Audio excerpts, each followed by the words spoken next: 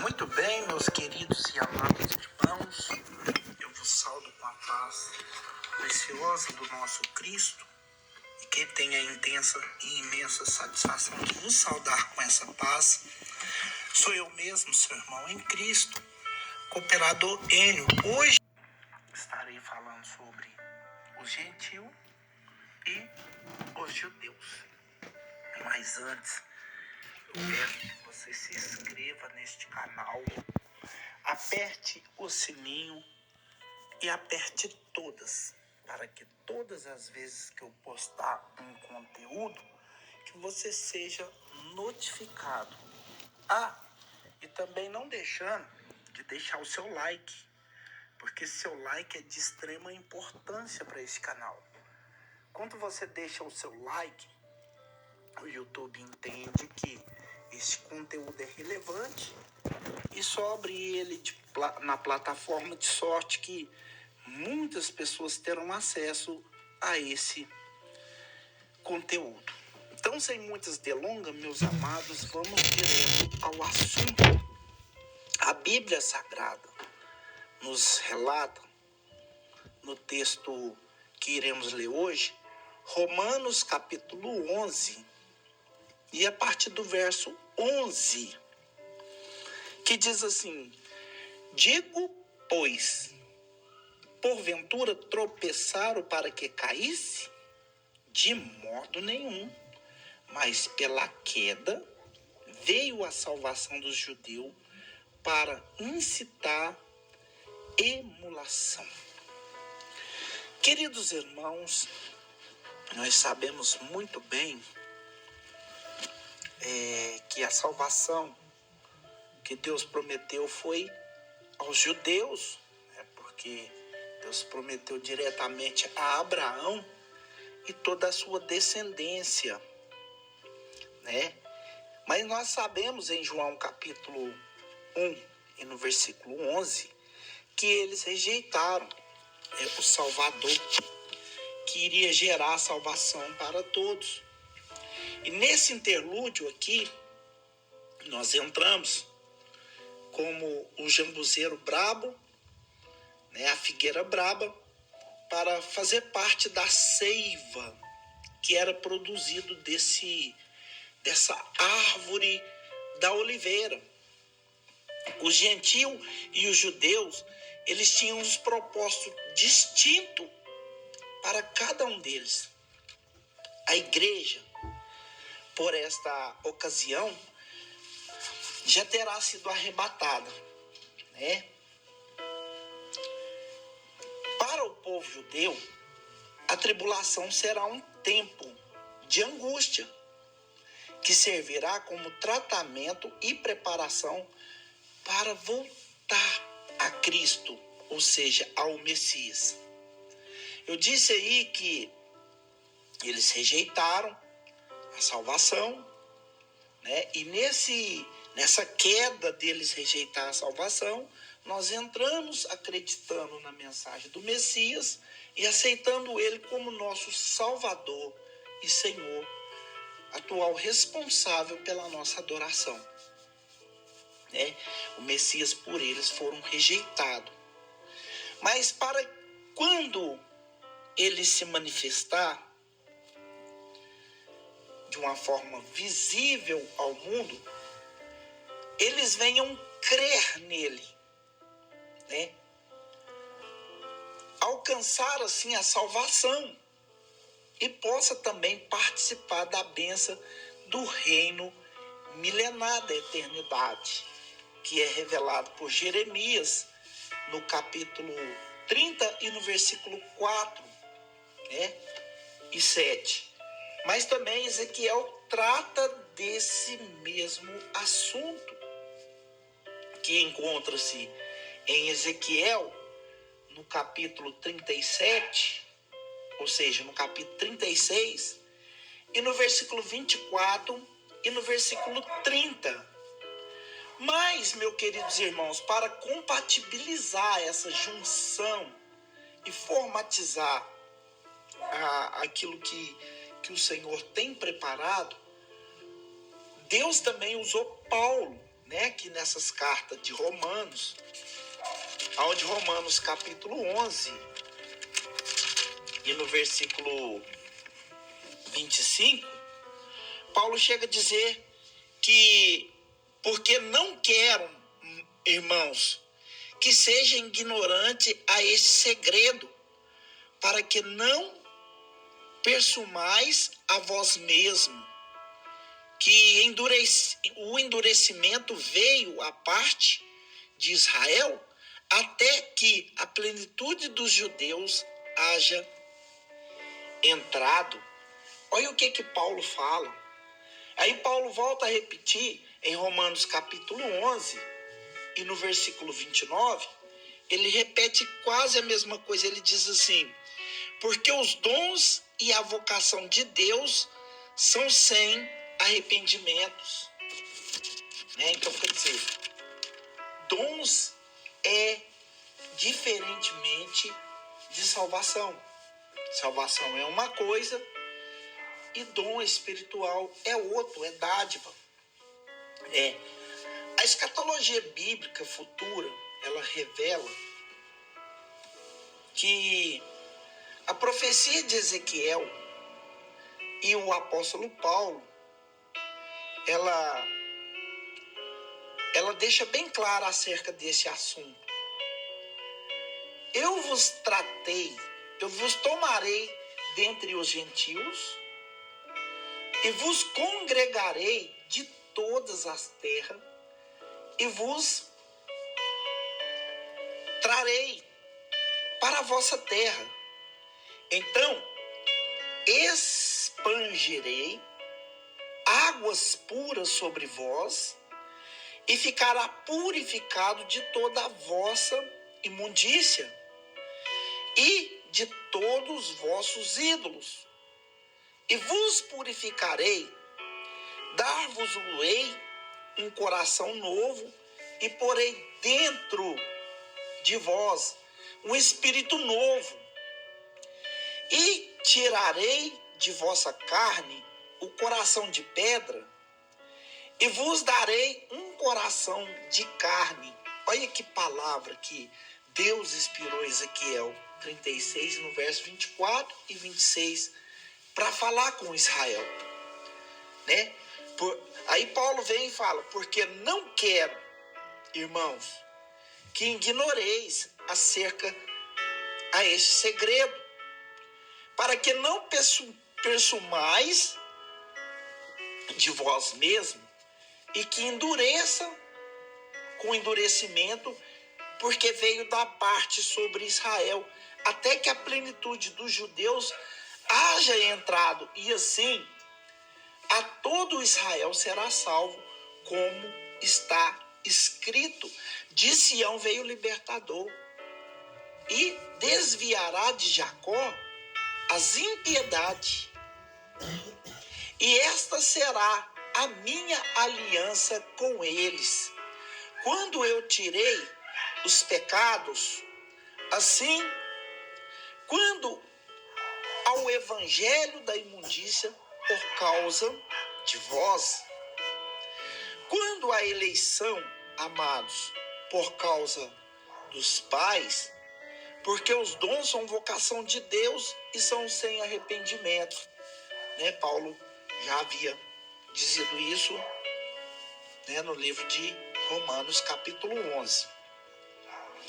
Já para as demais nações ímpias, gentil, a grande tribulação será o tempo de derramamento da ira de Deus. Deus irá derramar a sua ira, e sobre eles com uma forma de punição para todas as maldades praticadas e rebeldias contidas no seu coração. Né? E essa fala, ela é repleta na Bíblia, também está estendida por toda a Bíblia, principalmente os profetas menores, que são 12 profetas menores que profetizaram profecias acerca deste mesmo assunto. Nós vemos, porém, Joel, que era um profeta menor, ele profetizou em Joel capítulo 1, versículo 15. Mas nós temos também, amados, Jeremias, que é um dos profetas maiores, né? Que ele também profetizou acerca desse assunto em Jeremias capítulo 25, no versículo 32 e 33. Só que no Novo Testamento, o próprio Deus, através do anjo, adverte isso para João em Apocalipse. Apocalipse 6 e no versículo 18. Assim, a tribulação será um tempo de punição. Será um tempo de punição e salvação para os judeus. E o tempo da grande tribulação para os gentios, nós vemos aqui que os judeus, o objetivo da grande tribulação para os judeus é purificação e salvação. Agora, para os gentios, juiz, para os gentios seria o juiz. A escatologia bíblica, ela chegará a um estrondo até a extremidade da terra. Essa tribulação vai ser um estrondo. O Senhor tem contenda com as nações e contra em juiz e toda carne, e os ímpios ele entregará a espada, assim diz o Senhor. Assim diz o Senhor dos exércitos: eis que o mal passa de nação para nação, e grande tormenta se levantará dos confins da terra, e será os mortos do Senhor naquele dia, desde a extremidade da terra até a outra. Não será planteado, nem recolhidos, nem sepultados, mas serão como estercos sobre a face da terra. Meu Deus do céu, Jeremias pegou pesado nessa profecia aqui, mas é algo de Deus e ele não podia mudar a versão, Olha que forte que Jeremias fala. É importante, meus queridos irmãos, ressaltar que Israel sempre escapou um lugar especial nos planos de Deus. Ele foi eleito, a nação de Israel foi eleita do meio das nações para ser um povo especial. É um povo do propósito de Deus. E através dele ser escolhido, através dessa nação ser escolhida como única e verdadeira, do único e verdadeiro Deus, o Deus de toda a terra, Deuteronômio capítulo 7, versículo 6 fala disso. Levíticos capítulo 20, no versículo 24 fala disso, Isaías capítulo 43, versículo 10. O povo judeu, ele recebeu muito privilégio. Veja em Romanos capítulo 9, no versículo 3 e 4. Contudo, queridos, esses privilégios foram negligenciados. Quanto ao seu chamado por causa dos seus pecados, eles foram momentâneos e rejeitados. No entanto, eles serão novamente chamados à comunhão do Altíssimo e seus pecados por meio da tribulação, porque Deus chamou eles com um ato de amor, com um ato de carinho, com um ato de compaixão, com um ato de zelo, com um ato de conservação e de pairar sobre eles o seu amor e a sua justiça. Mas tudo isso eles conseguiram rejeitar. E foi nessa que os gentios entraram, e no meio do gentio estamos nós. Israel, aqui Judá, os judeus, eles foram chamados, né? Mas eles rejeitaram. Então eles vão ser chamados novamente para a comunhão com Deus, mas dessa vez vai ser dolorosamente, vai ser por meio da tribulação. Porque a Bíblia fala que ele levou sobre si as nossas pisaduras, os nossos pecados, as nossas enfermidades, a nossa dor, né? A Bíblia fala que pelas suas pisaduras, pisadura de quem? De Jesus, do Messias rejeitado por eles, nós fomos sarados. Quem que era nós aqui? Quem estava falando que era Isaías. Isaías era judeu. Ele estava demonstrando o amor de Deus para com Judá, né? Os judeus seriam então tratados com uma forma carinhosa, mas tudo isso foi rejeitado. Então agora eles vão ser chamados por meio da tribulação. Eles vão ser expurgados como que do meio dos mortos. E eles ressurgirão para fazer parte novamente do exército do Senhor. Aí que Isaías entra com a sua mensagem, Ezequiel entra com a sua mensagem, né, do vale de ossos secos de Ezequiel capítulo 37, né, do versículo 9 e também do versículo 14. O povo rejeitou o verdadeiro Messias. E naquele grande dia, vou-lo-ei chamarei bendito, que venha em nome do Senhor. Olha o que diz Mateus capítulo 23, versículo 29. Então, no período da grande tribulação, as estruturas do mundo, como conhecemos hoje, será completamente modificada. Haverá naquele dia um governo único sobre a terra, cujo líder será um grande demagogo, na qual a Bíblia identifica como o anticristo, ou seja, a besta. O título anticristo é comumente dado como líder governo mundial, devido ao fato dele ser um homem que ele vai se opor a tudo que Cristo estabeleceu como princípios, verdades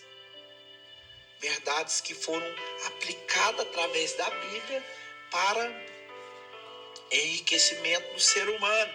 Ele vai tentar violar isso aí, ou seja, ele vai conseguir para alguns. Em outros aspectos desse período, será a existência de uma única moeda, ou sistema monoteísta mundial, na qual, na Bíblia, parece apresentado por uma marca. E qual será essa marca? A Bíblia fala, meus amados e queridos irmãos, em Apocalipse 13 e no versículo 18, que quem tem sabedoria calcule o número da besta, porque é o número de um homem, e o seu número é 666. E ainda um terceiro aspecto desse período, que será uma unificação das religiões.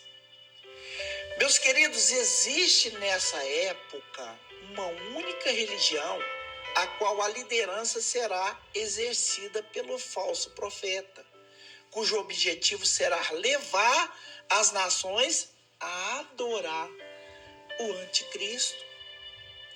Não deixe que ninguém vos engane de modo algum antes daquele dia, diz o apóstolo Paulo, que haverá apostasia. Então será revelado o homem do pecado, o filho da perdição. Este se opõe e se exalta acima de tudo que se chama Deus, ou é objeto de adoração. É chegado até a sentar-se no santuário de Deus, proclamando que ele mesmo é Deus, né? Isso não sou eu que estou falando, está escrito em 2 Tessalonicenses, no capítulo 2, no versículo 3 e 4. Tá vendo? Os 10 chifres que você viu são 10 reis que ainda há de receber um reino. Mas por uma hora receberá autoridade como reis, mas receberá essa autoridade junto com a besta. Eles têm um único propósito e darão o seu poder, total poder, para a besta, né? Isso está escrito em Apocalipse 17, no versículo 12 e 13. Então, aqui João falando, eu vi outra besta que saía da terra com 2 chifres, como cordeiro, mas que falava como dragão. Exercia toda a autoridade, a primeira besta. Em nome dela, ele fazia a terra e os seus habitantes adorarem primeiro a besta, a primeira besta, cujo ferimento mortal havia sido curado, e também obrigou todos os pequenos e grandes, ricos e pobres, livres e escravos, que receberam certa marca na mão direita ou na testa, para que ninguém pudesse comprar nem vender, a não ser que tivesse a marca, que é o nome da besta, né? O Apocalipse ele deixa isso claro em Apocalipse 13, no versículo 11, 12, 16 e também 17. E olhando de um ponto de vista puramente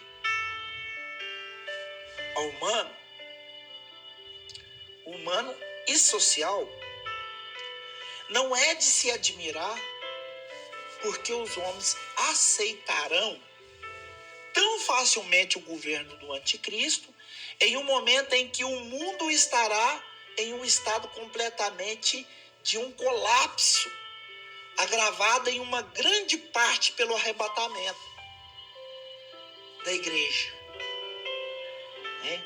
Na medida dos propósitos pelo anticristo, que vai ser solucionado, né? A igreja vai ser tirada da terra, ela não vai passar pela tribulação. E isso, o mundo vai estar totalmente estremecido e abalado com essa notícia, que será um marco da história. E grande parte dos conflitos mundiais serão suficientes para restabelecer a paz e a ordem em meio do caos, né? Que foi instaurado. Entretanto, a paz e a ordem serão apenas superficiais. É uma paz forjada, uma paz falsa. Porque a verdadeira paz vai estar com os santos redimidos na glória celestial. Então essa paz ela é superficial, ela é falsa, que vai estar atuando naquele momento. Porque depois de ter o seu poder consolidado sobre o mundo, o anticristo ele vai revelar qual será o seu verdadeiro propósito. Ele vai oferecer uma paz superficial, mas depois ele vai revelar o seu propósito. Isso está em Apocalipse capítulo 6 e no versículo 4.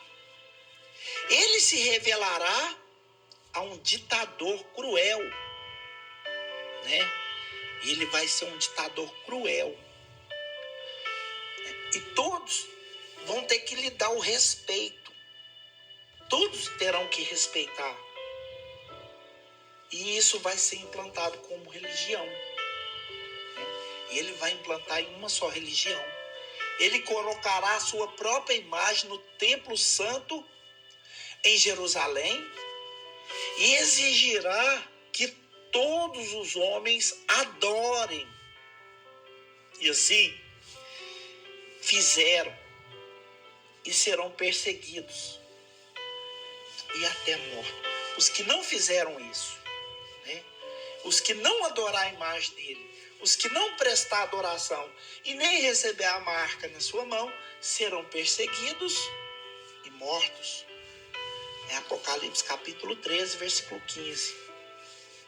Então, pode-se verificar, diante de todo o exposto, que a grande tribulação corresponderá um período de 7 anos, nas quais, nos primeiros 3 anos e meio, a mesma se dará o despontamento do anticristo como líder mundial, na qual chegará ao poder em meio da diplomacia.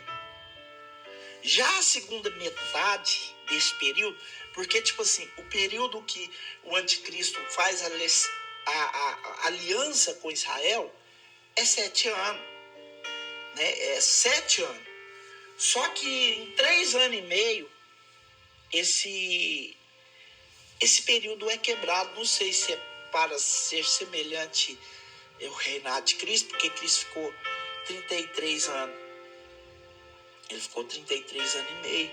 Não sei se tem uma coisa a ver, mas em 3 anos e meio ele vai quebrar esse pacto, essa aliança que ele fez com o povo de Israel. Ele vai estar se quebrando. E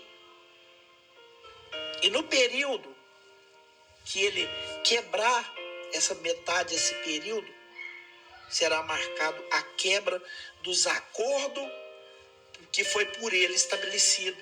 Porque ele vai prometer um monte de coisa. Mas do mesmo jeito que ele vai quebrar com Israel, ele vai quebrar com todos. E a revelação do seu verdadeiro caráter, ele tratará-se de guerra, de caos sobre a face da terra. Ele exigirá ser adorado pelos homens de Israel como centro do acontecimento. Ele será duramente castigado, sendo quase que totalmente dizimado. No entanto, um remanescente converterá e será salvo. Em meio às guerras, ali será travado catástrofes naturais e outros juízes que sobrevirão neste período em boa parte dos homens, que será exterminado. A Bíblia relata que virá a besta, o julgamento do anticristo. A Bíblia revela que esse anticristo também vai ser julgado. Ele vai demonstrar o seu poder. Por isso que o Apocalipse 6, no começo da abertura dos cavaleiros lá, do cavaleiro branco, mostra ele com um arco na mão, porém ele não tem a flecha, porque seu período vai durar por pouco tempo.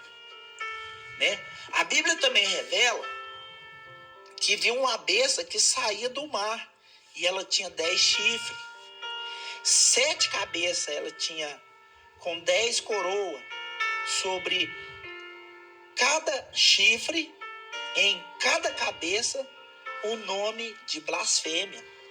A besta que viram é semelhante a um leopardo, mas ela tinha pés como pés de urso e boca como boca de leão. O dragão deu à besta o seu poder, e o seu trono é grandemente autoritário, que terá grande autoridade. Isso é Apocalipse 13, versículo 1 e 2. O termo anticristo, ele só aparece 4 vezes Bíblia e são exclusivos das cartas de João. Está em João, 1 João, capítulo 2, versículo 18. Né? E nós vemos também no versículo 22, nós vemos em 1 João, capítulo 4, versículo 3, e também em 2 João, no versículo 7. No entanto, meus queridos irmãos, este personagem é identificado em vários outros textos sagrados da Bíblia Sagrada, das Escrituras, por vários nomes.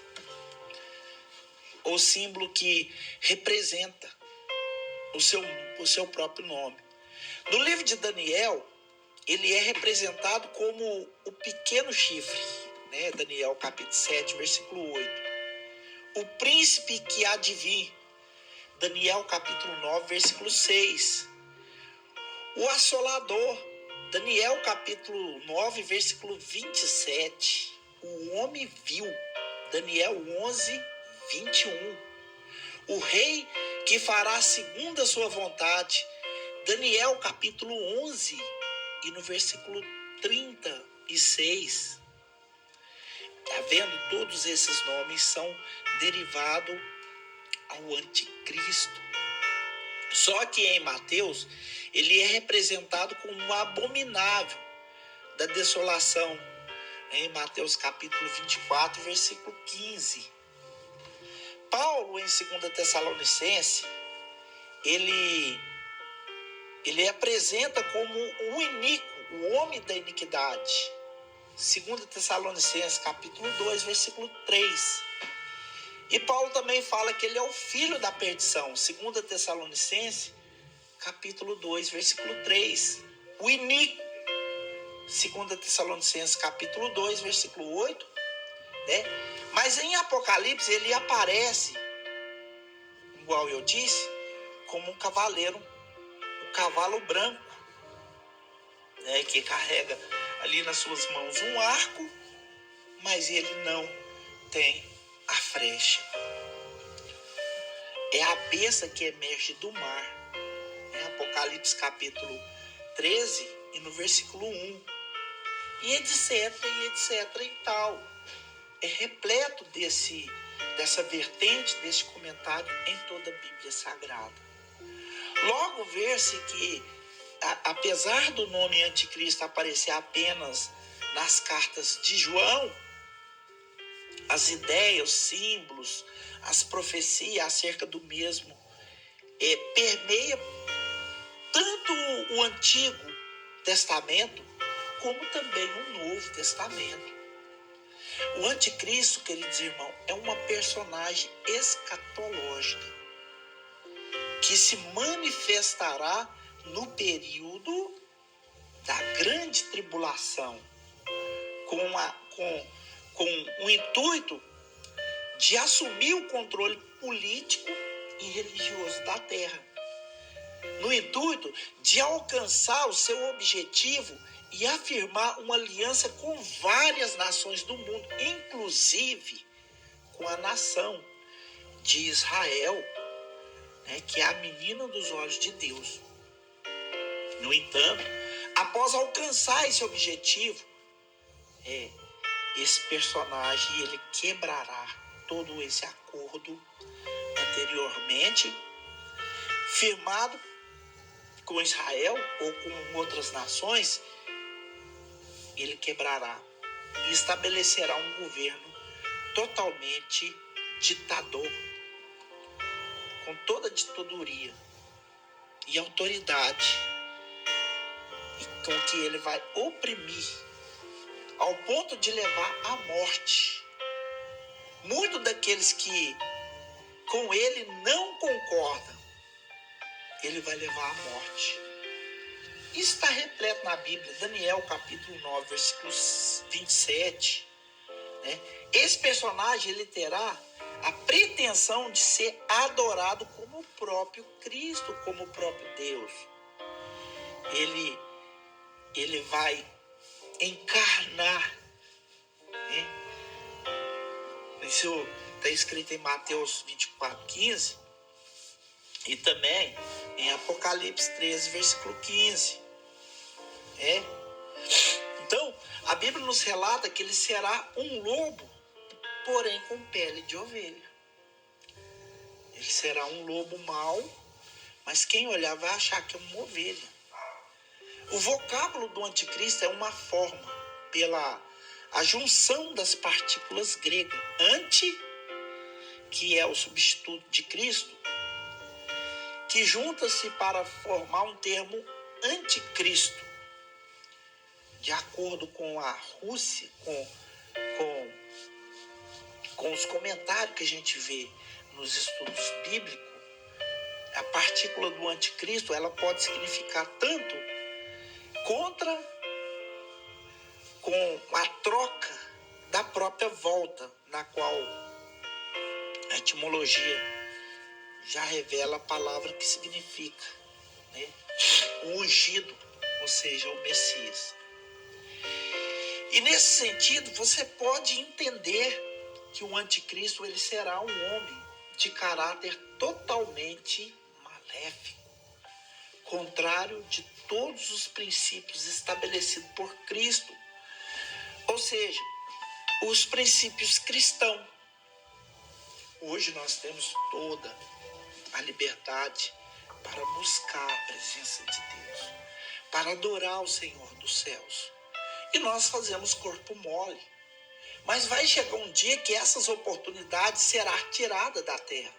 Porque Cristo vai tirar a sua igreja e o anticristo vai implantar o seu poder. Aí, no entanto, no início do seu governo, para tentar galgar poder mundial e confiança dos homens, ele passará por um homem bondoso.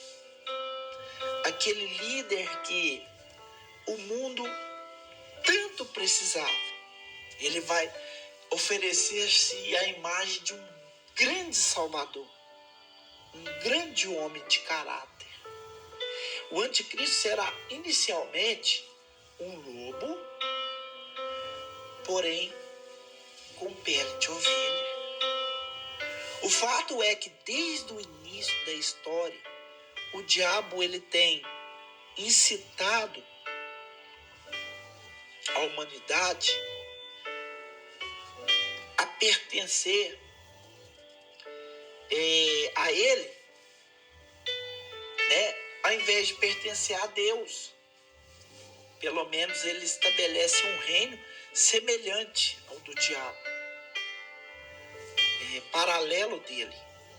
Assim ele receberá adoração do seu conservo, porque ele é inspirado por ele. E tudo diz no teu coração, isso aqui, que eu vou dizer para vocês, está escrito no livro de Isaías.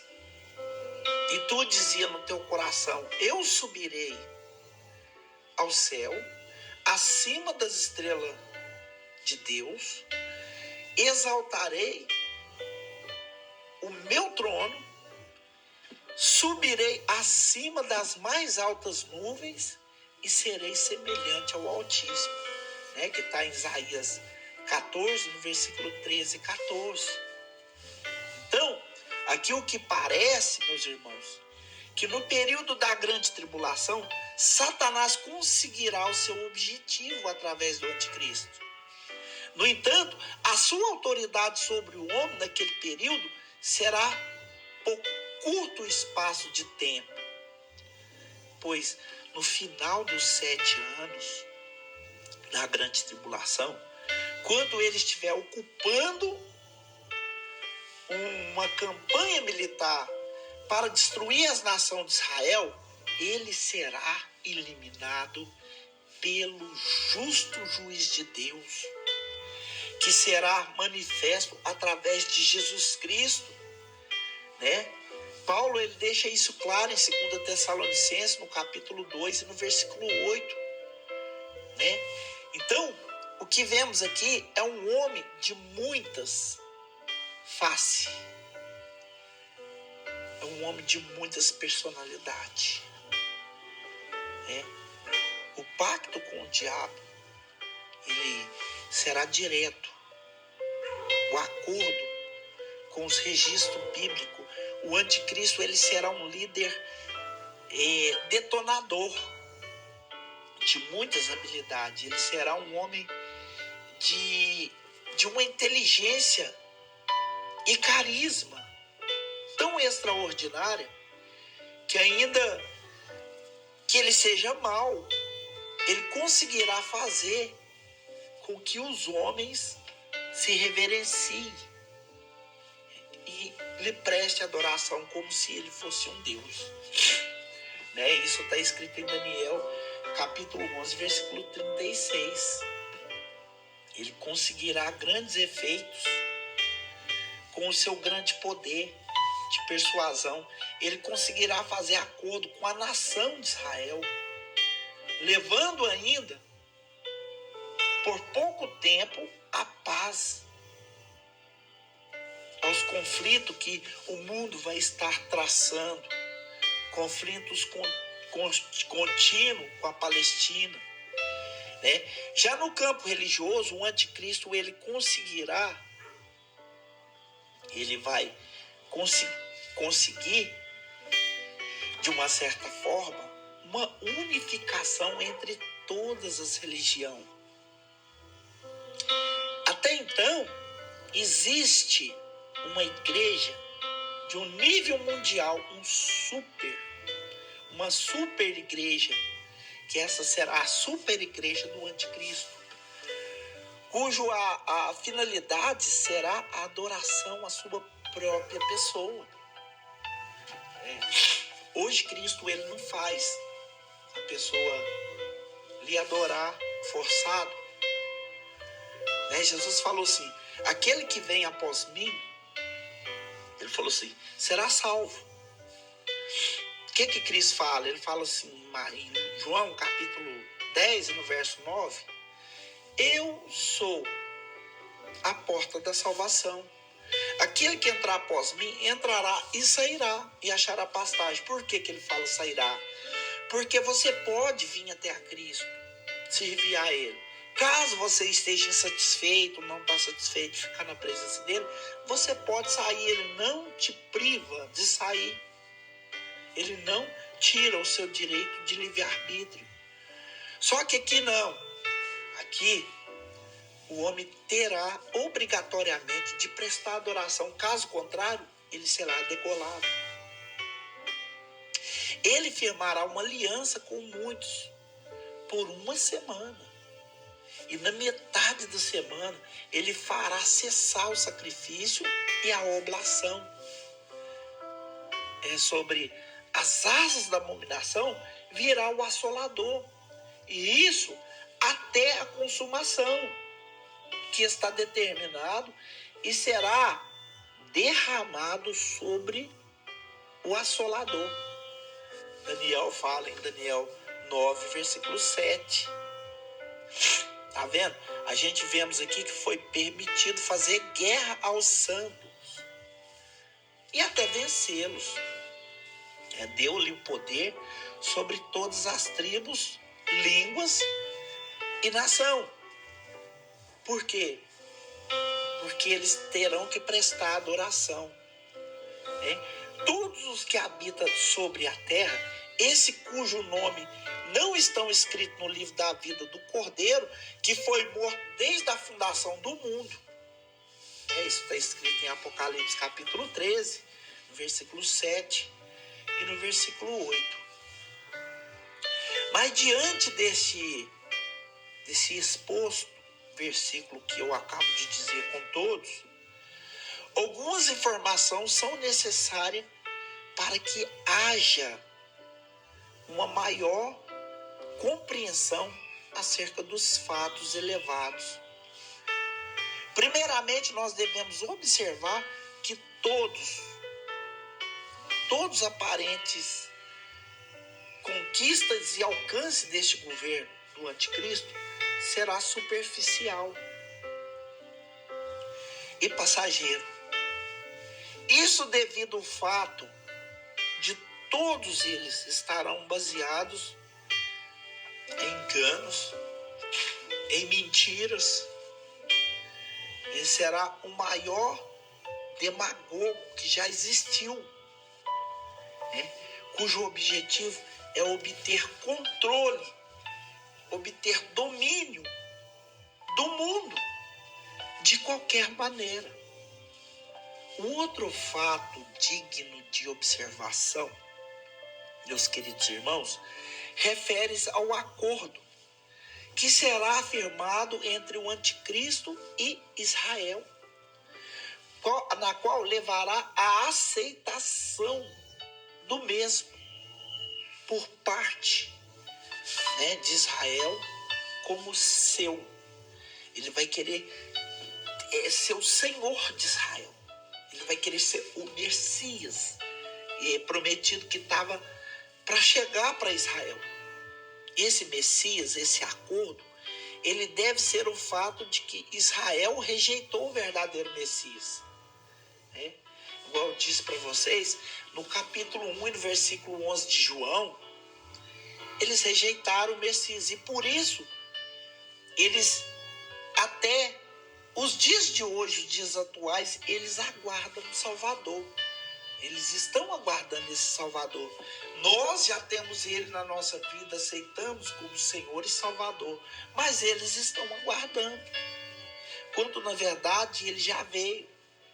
Ele já foi. Por ele ser rejeitado, ele foi.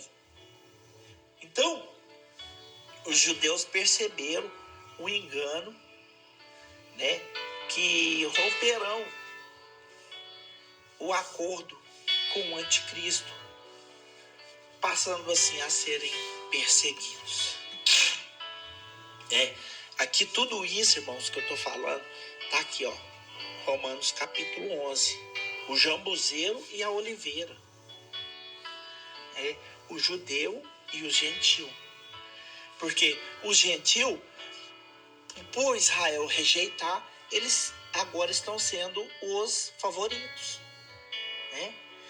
E os verdadeiros, que era para ser ovacionados, ser levados, ser protegidos, ser guardados, eles ficarão e provarão o dano da grande tribulação, que será governado pelo anticristo. E ainda um terceiro fato, digno de notar, no exposto o versículo que nós lemos antes, sobre João capítulo 1, versículo 11. Acima que o fato é a unificação de todas as religiões. É um único Deus que será o anticristo, a suprema igreja. Só será possível devido ao fato que todas as religiões existentes naquela época serão falsas. Isso, obviamente, devido ao fato que a verdadeira igreja cristã já terá sido levada da terra no arrebatamento. Ele já está entre nós. Ou seja, a presença da preparação dele já está entre nós. Só não houve ainda manifesto. A verdade é que o mistério da iniquidade, esse ministério da impureza, ele já está em ação, restando apenas que seja afastado aqueles que agora detêm.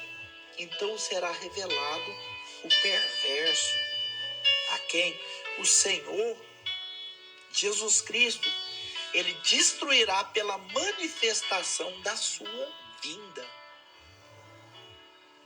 Desse perverso, a ação que ele vai exercer de Satanás, com todo o poder e sinais, maravilhas, enganos.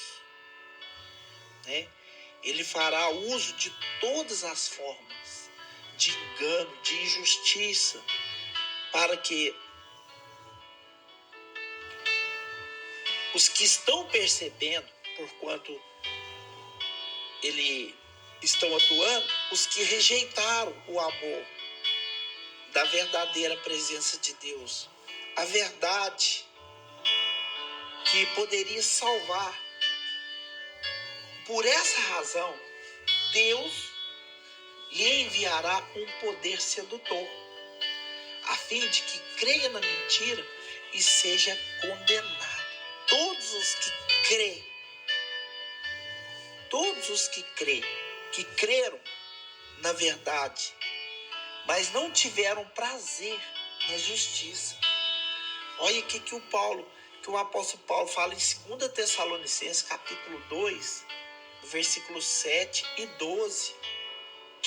Grifa aí na sua Bíblia esse versículo. Grifa aí. 2 Tessalonicenses, capítulo 2, versículos 7 e 12.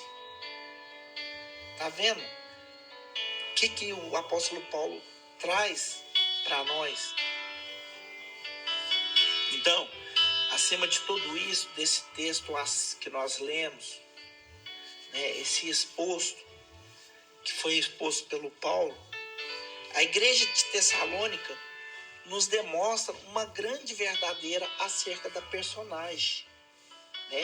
O apóstolo ele deixa claro que a igreja, que é a força maligna, que seria responsável pelo surgimento do anticristo, já está atuando no nosso mundo. Na sua época, na época de Paulo, ela já estava atuando. No entanto, havia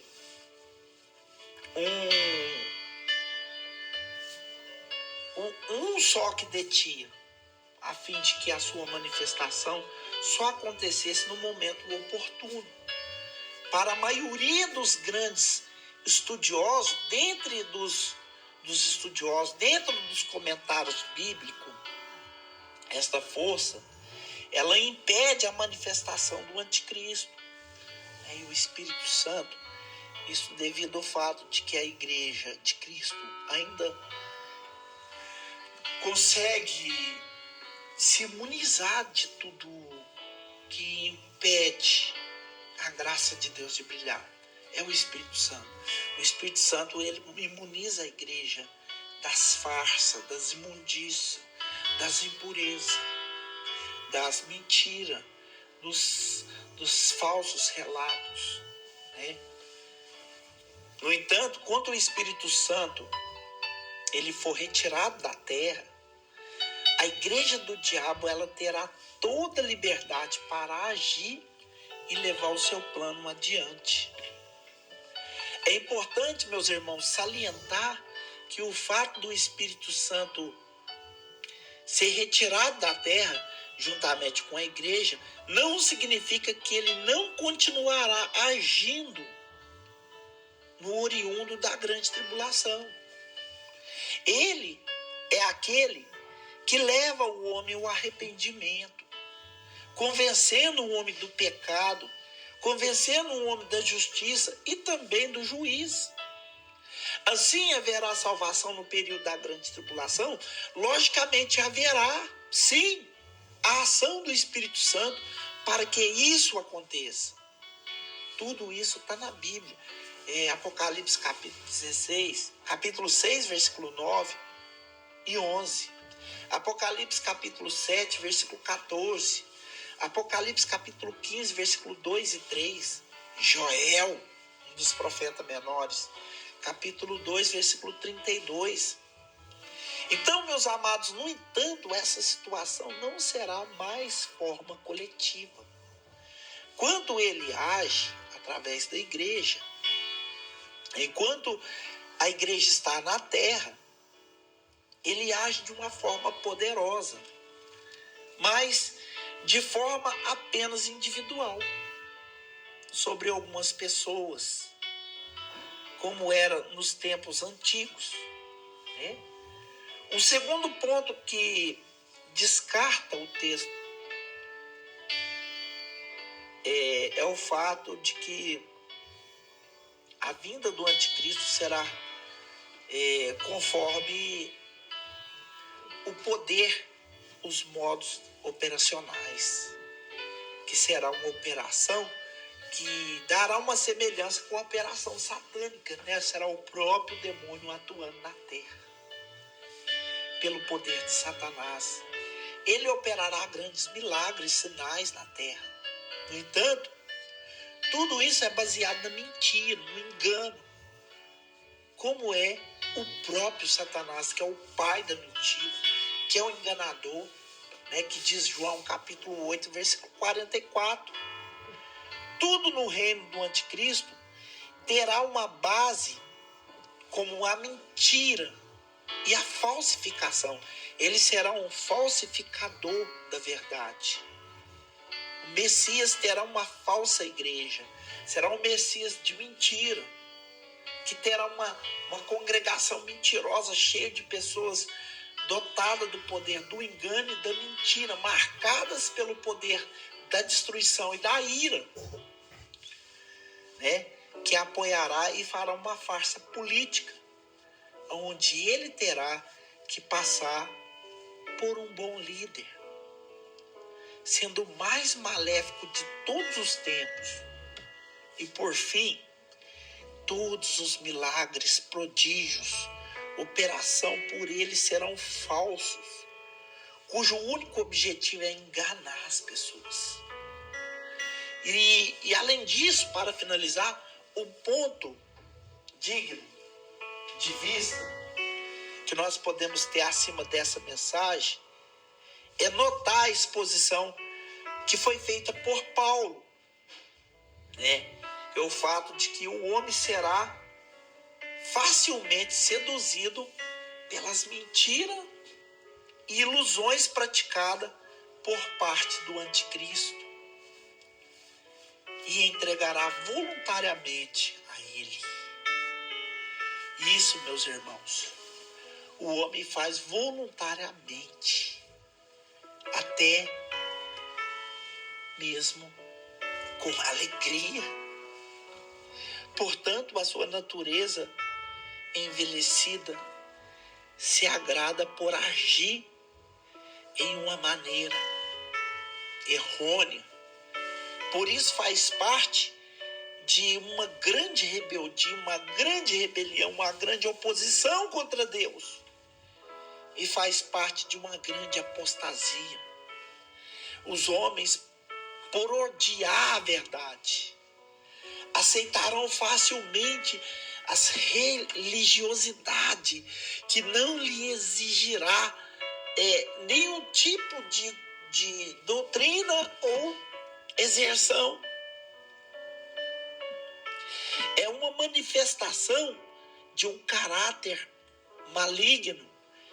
Isso eles encontrarão em seu máximo grau. Tudo isso na pessoa do anticristo, que vai doutrinar os homens a agir dessa forma.